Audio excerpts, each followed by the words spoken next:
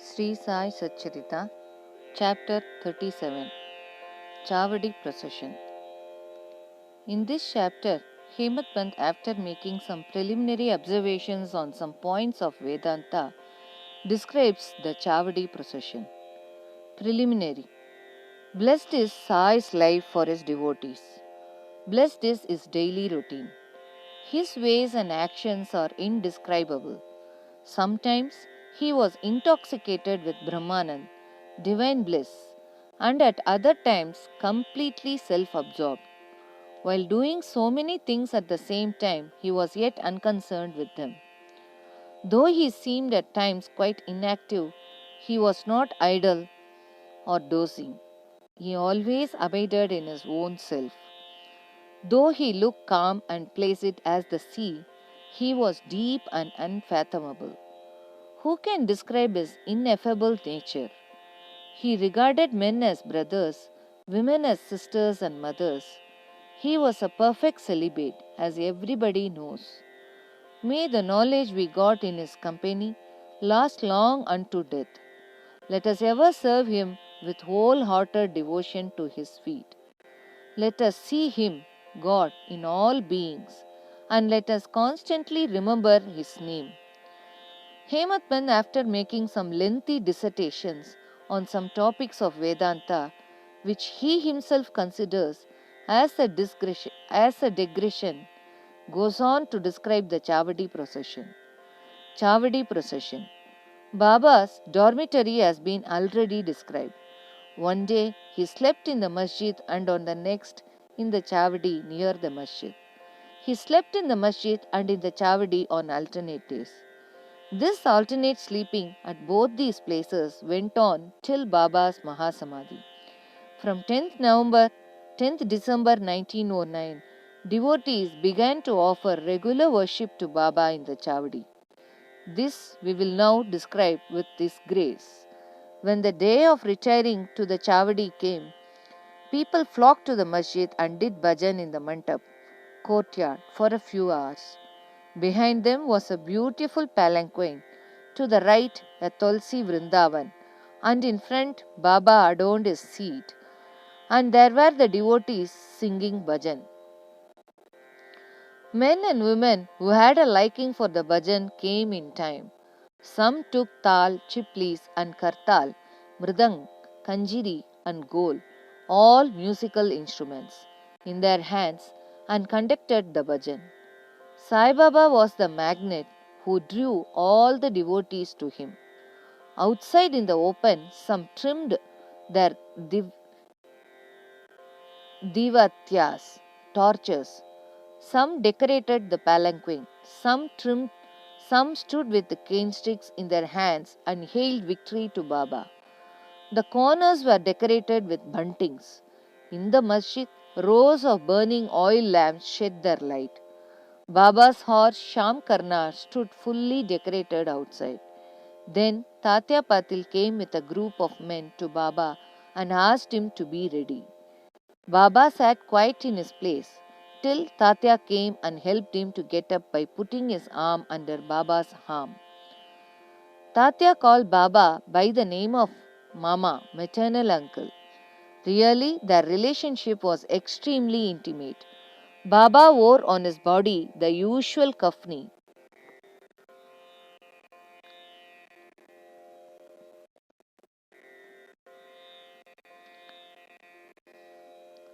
took his shatka, short stick, under his armpit, and after taking his chilim, tobacco pipe, and tobacco, and placing a cloth over his shoulder, became ready to start.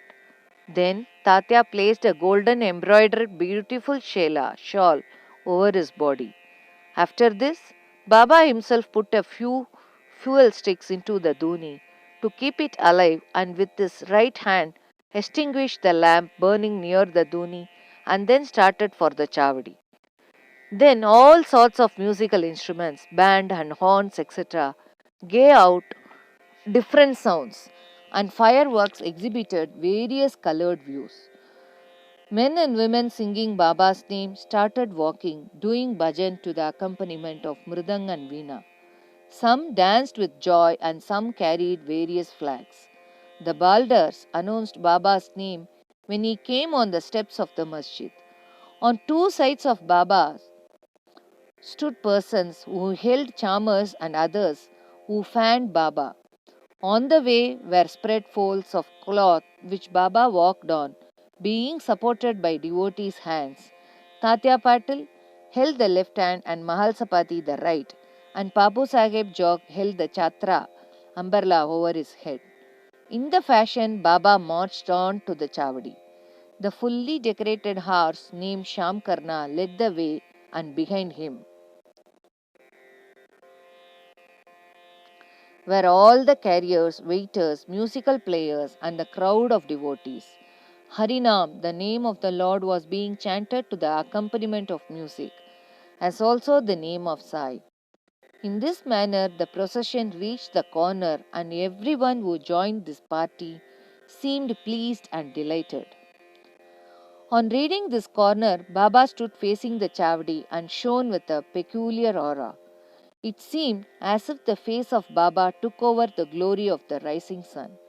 Baba stood there with a concentrated mind, facing the north as if he was signaling something. All the instruments played music while Baba moved his right hand up and down for some time. Kaka Sahib Dikshit at this time came forward with a silver plate containing flowers besmeared with gulal, red powder, and threw them on Baba's body off and on. The musical instruments played their best at this juncture, and Baba's face beamed with radiance and beauty, and all the persons viewed this lustre to their heart's content. Words fail to describe the splendor of this scene.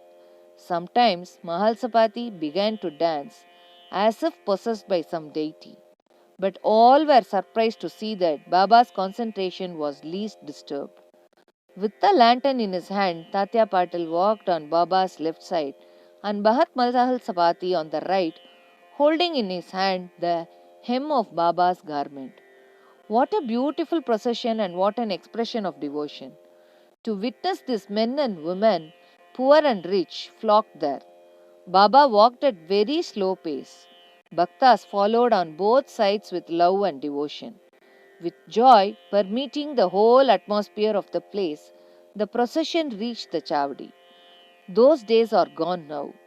Nobody can see them in future. But by remembering and visualizing that sight, we can bring solace and ecstasy to our minds. The Chavadi was also fully decorated with a good white ceiling, mirrors, and many sorts of lamps. On reaching there, Tatya went ahead and spread an asan, seat cushion, and placing a bolster, made Baba sit there and made him wear ankarka, coat. Then the devotees worshipped him in various ways. They put a crown on his head with a tuft above, placed garlands of flowers and jewels around his neck, and marking his forehead with musk mixed vertical lines as Vaishnava devotees do. They gazed at him for long to their heart's content. They changed his head dress now and then held it aloft on the head, fearing that Baba might throw it away. Baba knew what the Bhaktas wished for and meekly submitted to all their ways without objection. With these adornments, he looked wonderful and beautiful. Nana Sahib Nimonkar held the chhatra, state umbrella, with its beautiful pendants, which moved in a circle, with its supporting stick. Babu Sahib Jog washed his feet in a silver dish, offered arghya and worship with due rituals, then besmeared his arms with sandal paste and offered him tambul, betel leaves. Baba sat on the asan, gadi, while Tatya and others kept standing. When Baba sat on the gadi, supporting himself against the bolster, devotees on both sides waved charmers and fans. Shama then prepared the chillim and handed it over to Tatya Patil, who drew a flame out of it by inhaling a deep breath through his mouth and then gave it to Baba. After Baba had his smoke, it was given to Bharat Mahalsapati and then it was passed round to all. Blessed was the inanimate chillim.